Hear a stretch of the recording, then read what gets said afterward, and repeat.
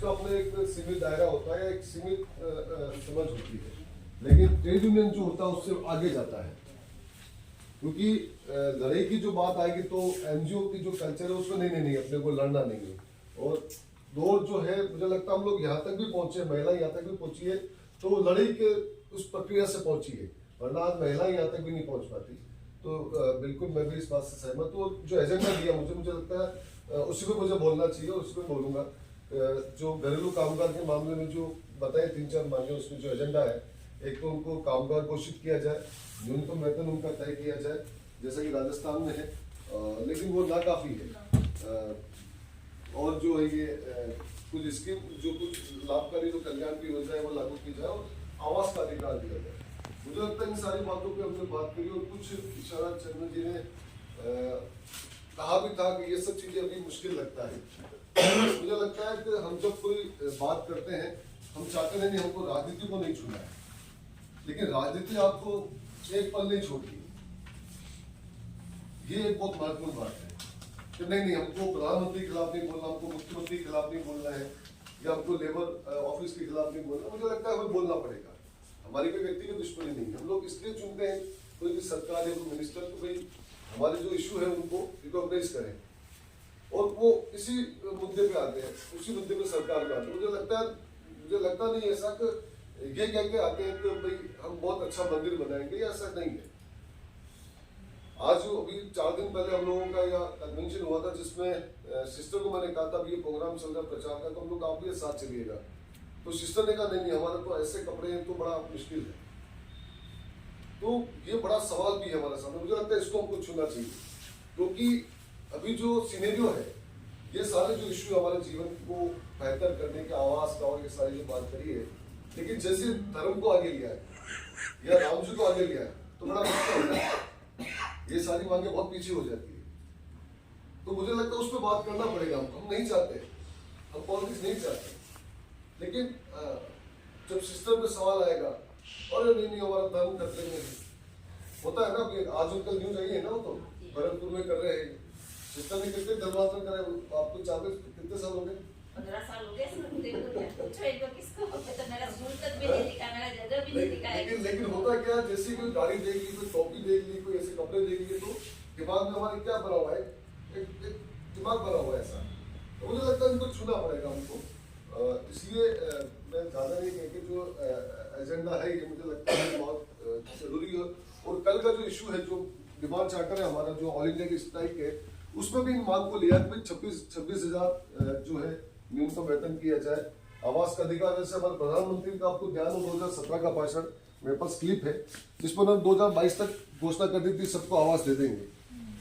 मुझे लगता है 2024 आ गया है तो शायद वो गरीब शायद वो आगे तो नहीं चली गई। 2022 आया नहीं और 24 चला गया। हम लोग तो क्या नए जुमले आते तो क्या पहला वाली बात हम लोग भूल जाते हैं। बहुत अच्छी बात भी कही थी, कोई स्कीम में लाना चाहते हैं। अभी चुनाव का वक्त है, मुझे लगता है ये बहुत बेहतरीन मौका है। आपके पास अभी 1 महीना है, उसके बाद तो आचार संहिता लग जाएगी, शायद 1 महीना भी नहीं बचा। जो टीम है मुझे लगता है ड्राफ्ट बना के, सिस्टर ने मुझे कहा भी था, मैं वो कर नहीं पाया काम कुछ व्यस्तता के कारण, लेकिन एक ड्राफ्ट बना के, जैसे स्ट्रीट वेंडर में हम लोग काम करते हैं, एक सेंटर का भी कानून बना हुआ है जिसमें उनको सुरक्षा दी है तो भाई कोई भी जो स्ट्रीट वेंडर है उसको यातायात बाधा, अवैध कब्जे, सुंदरता, अतिक्रमण, विकास के नाम पे उसको बेदखल नहीं कर सकते, चाहे वो मेरे निजी जमीन पे भी हो, सरकारी जमीन पे छोड़ के अलावा भी, सरकारी जमीन पे भी हो या निजी जमीन पे भी हो। ये कानून बन गया है। राजस्थान में भी उस पर कानून और उस पर रूल्स बनाए उसको लागू करने के लिए। तो हमको ये मांग करनी चाहिए, अभी जो चुनाव है केंद्र जो है स्ट्रीट वेंडर जैसे 2014 में लागू हुआ वैसे इसको लागू करो। और ये जो सारे इश्यूज लिए न्यूनतम वेतन के और ये सारे जो बात लिखी, मुझे लगता है उसको बना के हमको ड्राफ्ट बना के सरकार को देके दिल्ली के स्तर पर भी और जयपुर के स्तर पर भी हमको कोई ना कोई प्रोटेस्ट करना चाहिए इस इश्यू को लेकर। और ये जो ट्रेड यूनियन के जो मूवमेंट चल रहा है पिछले 30 साल से, जब से आर्थिक नीतियां लागू हुई है नहीं, तब से सब इन इश्यूज पे काम कर रहे हैं। मुझे लगता है उन सबको जोड़ के, और जो जितने भी ट्रेड यूनियन है ऑल इंडिया के, एटक, इंटक, सीटू वगैरह, जो भी जो इस मांग को समर्थन करते हैं, इवन बीएमएस के पास भी हमको जाना चाहिए, करते हैं तो भाई आइए आप इस पर मानते हैं कि भाई ये सब चीजें मांगे सही है घरेलू कामकाज के लिए, तो आप आइए इस पर समर्थन दीजिए। एक बात और भी मैं कहना चाहूंगा, कानून बन जाने से सब कुछ नहीं हो जाता है। हमारे में एक उदाहरण बताता हूँ, मैं वकालत भी कर रहा हूँ। अभी 7 दिन पहले मैंने दहली गेट जो है एरिया, वहां पर स्ट्रीट वेंडर को बेदखल नहीं करेंगे, ये ऑर्डर करा है कोर्ट से, बकायदा लिखा हुआ, जो सर्टिफिकेट में लिखा हुआ है, वहां से आप उसको बेदखल नहीं करें। लेकिन आप देखिए कि वहां पर उनको लगने नहीं दे रहे, वहां गए तो उनका सामान वगैरह सब जब्त करके टोपले और तराजू बाट वगैरह सब ले गए। जबकि कानून ये है कि कंटेंट, और ये भी कानून है, जब तक कोई फर्द नहीं बनाते, मौका नहीं बनाते, तो वो लूट का अपराध है। लेकिन जिसके हाथ में कानून को लागू करना, वो खुद उसकी अवहेलना कर रहा है, तो वो कानून हमने बना दिया। तो ये जो सबसे बड़ी बात है, कानून एक अपना पार्ट करेगा, एक उसकी भूमिका है।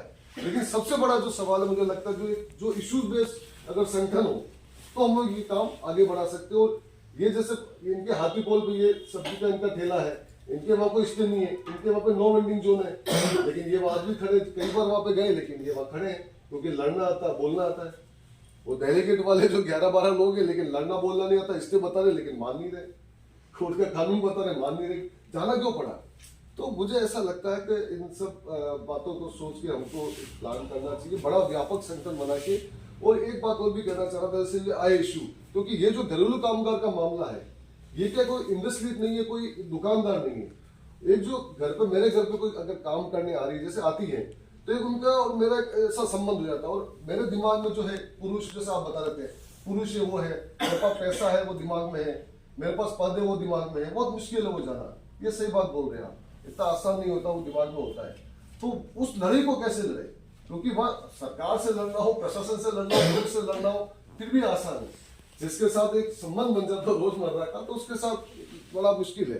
लेकिन मुझे लगता है, मेरा एक प्रस्ताव ऐसे कि ऐसे मामलों में हम उदयपुर के स्तर पे या कुछ मोहल्लों के स्तर पे, या जैसे जयपुर के स्तर पे, अपने यहाँ पे जो जितने आपके कामगार हैं उनको बुलाओ, जहां पर वो काम करती है, उनके जो मतलब मालिक है, जहां पर जिनके वहां काम करती है वो महिलाएं, उनको भी बुला के गेट टुगेदर करें और उसमें एक एजेंडा दें। तो भाई आप कम से कम, आज कानून में जैसे हम लोग 26,000 की मांग करें दिन में 8 घंटे की, अभी जो कानून है उसमें मुझे लगता है 5-6 हजार रुपये मिलता होगा अगर 8 घंटे भी काम करे। घरेलू जो कामगार महिला है 6,000 से ज्यादा नहीं है। तो कम से कम एक हम लोग कर सकते हैं, भाई 4 घंटे तो उसको आप 5,000 दीजिए, 8 घंटे तो उसको 10,000 दीजिए। इस ढंग से माहौल बना के और एक ढंग से एक वो बना दें तो भाई इससे कम में कोई काम नहीं करे। जैसे कई ट्रेड में ऐसा है कि इससे कम में कोई नहीं जाएगा। कई जगह जैसे टैक्सी यूनियन हम लोग वहां गए थे अभी कश्मीर में, तो उन्होंने फिक्स कर रखा है, मतलब 500 तो 500, कोई भी 490 में नहीं जाएगा। तो अगर ये एक ट्रेड शुरू करे तो अपना, अब जो मैं नहीं देना चाहता हूँ 5,000, मुझे भी देना पड़ेगा, क्योंकि एक माहौल बन गया ऐसा। तो पहले ट्रेडिंग करके, मैं ये तो कह रहा हूँ कि भाई कई बार ऐसा होता है, हमको उस ढंग से काम करना पड़ेगा। तो मेरा ये प्रस्ताव आपने मुझे बुलाया और उम्मीद करता हूँ कि आगे भी हम सब लोग मिलके ये जो इश्यू उस पर काम करेंगे और एक बेहतर समाज, बेहतर दुनिया बनाएंगे। धन्यवाद।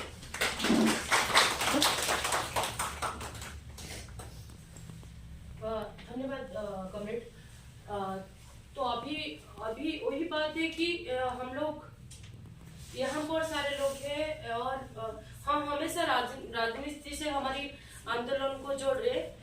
कि कल भी यहाँ पर ट्रेनिंग जो था, मैं बोली थी कि अगर हम यहाँ पर 10 लाख घरेलू कामगार हम राजस्थान में बोले, 10 लाख इंटू 6 अगर बोले, इतना वोटर हमारे पास है। हर इस बजट सेशन में हम देखें कि हमारे 2 बजट सेशन, मतलब जितने बजट सेशन हो रहा है उनकी कार्यकाल में जो गवर्नमेंट अभी है, कभी हमारी पैसे से हमारी टैक्स हो या हमारी कंट्रीब्यूशन सारा है, लेकिन हमारी मजदूर के लिए बजट में एक बार भी 1% की सामाजिक सुरक्षा के बारे में बात नहीं हो रहा है। और हमारी घरेलू कामगार बहन को समझना बहुत जरूरी है कि कंट्रीब्यूशन हमारी भी है। लेकिन अभी दिल्ली में बहुत सारे लेबर डिपार्टमेंट, अब जी क्या बोले कि वो थोड़ी कोई मतलब प्रोडक्शन करे क्या, हम वो कौन सी ट्रेड है? घरेलू कामगार को हम ट्रेड यूनियन भी नहीं डालेंगे। भाई हम लोग, हमारे हाथ खाना बना के अगर कोई इंजीनियर को देता है, वो इंजीनियर अगर मेट्रो बनाता है, तो मेट्रो से अगर आपको दिल्ली को प्रॉफिट होता है, तो इसका मतलब मेरा भी तो प्रोडक्शन है, मैं तो मेरी श्रम को बेच रहा हूँ ना। ये सारे हमारे घरेलू कामगारों को जब तक ना समझे, हर गली में, हर मोहल्ला में हम इस तरह से मीटिंग ना करें कि घरेलू कामगारों को अपना, अभी जो लोकसभा की इलेक्शन है, यही लोकसभा के लोग तो प्लान कर रहे ना कि मतलब कि पॉलिसी बना रहे ना हम इनको ना हिलाए ना 5 साल तक फिर हम गुजरेगा हमारे साथ। तो इसलिए घरेलू कामगारों को खड़े होना, और इसमें कोई मांग पत्र और फेंक देते हैं। जब तक लाख लोग किसान की तरह जाके राजस्थान या दिल्ली सरकार के पास खड़े होंगे, वो खुद ही खुद हमारे पास आएगा। तो क्यों हमारे घरेलू कामगार आज के दिन में नहीं खड़े होते?